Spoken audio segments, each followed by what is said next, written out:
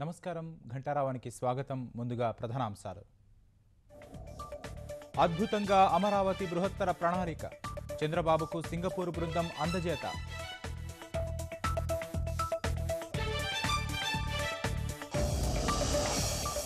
నిర్మాణంలోనూ భాగస్వాములు కావాలని బాబు పిలుపు, సానుకూలంగా స్పందించిన సింగపూర్ మంత్రి ఈశ్వరన్.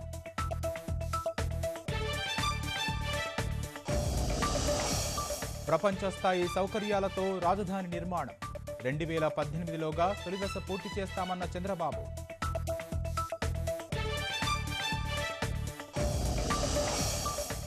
ఏడో రోజు పుష్కరాలకు భక్తజన ప్రవాహం, గవర్నర్ సహా లక్షలాది మంది పుణ్యస్నానం.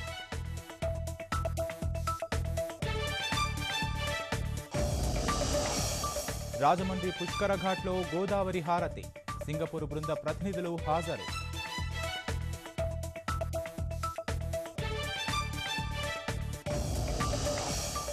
రేపటి నుంచే వాడి వేడిగా పార్లమెంటు సమావేశాలు, వివాదాస్పద అంశాలపై అధికార విపక్షాల వ్యూహ ప్రతివ్యూహాలు.